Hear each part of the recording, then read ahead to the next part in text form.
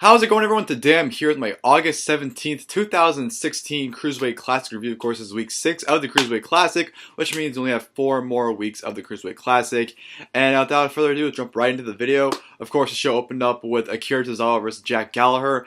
I thought this was an awesome opener by both men. I think their styles definitely meshed very well.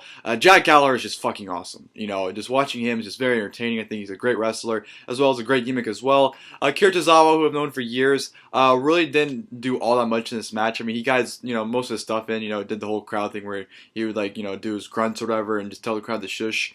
So he got that in, but he really wasn't doing much for the most part. Jack Gallagher just really taking control of Akira Tozawa. They had a nice lockup at the beginning, had some nice counters, and of course, Jack Gallagher was able to get around and lock in Akira Tozawa in a ball. Like, he just locked all his arms and legs in and literally made him into a human ball in the middle of the ring. Jack Gallagher kind of, messed around with him a little bit before he finally kicked him. But Jack Gallagher really impressed this match. I think he impressed more in this match than he did in his first round match. Just Jack Gallagher is awesome. If they don't sign him, then I don't know what else he needs to do to get signed, but he's definitely very fun to watch. So he definitely took control of Akira Tozawa, working on the legs of Akira Tozawa, just locking in numerous submissions and different holds on Akira, and Akira just, getting out of it and fighting back. Akira Tozawa had a nice comeback where he's hitting sentons and, trying to lock in some suplexes, but Jack Gallagher was able to counter it again and, take control of the match easily again. Just like I said, both styles meshed very well. Awesome performance from Jack Gallagher. Like I said, Akira Tozawa kind of didn't really do all that much. He was kind of selling, but towards the end of the match, he kind of just said screw it and just stopped selling, which kind of, to me is kind of pointless to do, but, what can you do? And Jack Gallagher, looked like he's getting the victory, but Akira Tozawa has come back, hit he had a small package. Jack Gallagher kicked out, hit a quick snap German suplex, followed by another German suplex, which Jack Gallagher was trying to resist and get out of it, but it just was not working. Akira Tozawa hit the German suplex for the 1, 2, 3. So Akira Tozawa advances to the quarterfinals. Sorry. And yeah, very awesome way to kick the show. Sad to see Jack Gallagher go, but it is what it is. Even the crowd didn't like that he lost, but what can you do? Just an awesome opening match from both men. Really enjoyed that. From there, I'm going to go to Ho Ho Lun versus Noam Dar.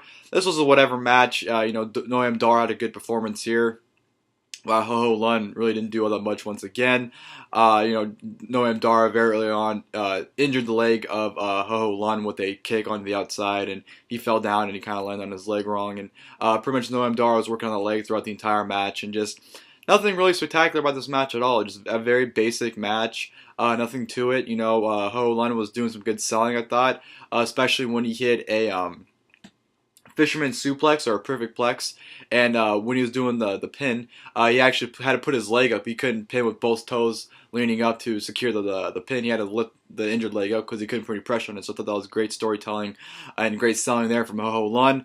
But just like I said, a very basic match, nothing much to it. Noam Dar got the victory with a knee bar, and Ho Ho Lun quickly taps out. So just a very average basic match there from both of them. And then we go to the main event, which was Tony Nese versus Brian Kendrick. I thought this match was awesome. I think Brian Kendrick's story about him being the angry, aggressive veteran is just absolutely awesome. He made the mistake of very early on the match, right in the bell rung, to try and to run at Tony Nese.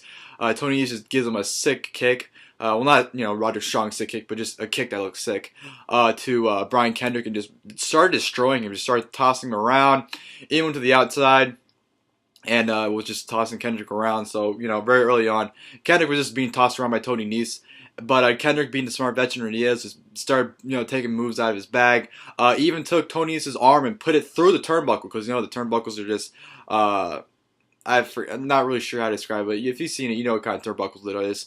He just completely took his arm through it and put it on there and worked on that for a little bit and was able to tie Tony Nese up in the ropes a few times. So Brian Kendrick was working on Tony Nese's arm throughout the match, which I thought was good. But then it quickly kind of, lost credibility when Tony Nese started no-selling it after a little bit, which is just, it kind of defeats the purpose of even working on the arm if the guy's just not going to no-sell it. I mean, he was selling it, but he got to the point where he wasn't selling it. But I think both styles mesh very well. Brian Kendrick's, of course, the high-flying guy, and Tony Nese is more technical. Does have some high-flying maneuvers in his arsenal, but he's more of a technical big man. Like he said, he may move like a cruiserweight, but he hits like a super heavyweight or just a heavyweight in general. And I thought their styles meshed very well. I thought they had an awesome match. Really enjoyed it. He had some great maneuvers. The match wasn't pacing all that well. I mean, there were some rest holds, and there were portions of the match where not a whole lot was going on. But towards the end, it picked up big time. He had a lot of near falls. He had a lot of nice maneuvers and a lot of nice spots going on by both men. Tony Nese was, put on a really good performance. And like I said, Brian Kendrick's character right now of the angry, frustrated veteran is trying and grasping and doing whatever it takes to, make sure his, this second opportunity is the best opportunity he can make it. It's just awesome storytelling. I thought both men told a great story in the ring, and I really enjoyed it. Enjoyed both their work. Tony Nese ended up missing a 450 splash towards the end, and Brian Kendrick put him in the bully choke, and he just immediately tapping out. Brian Kendrick throughout the entire match is trying to lock in the bully choke, where he would have him, and then he would just, pull him over and try to do it, but Tony Nese would get out of it somehow.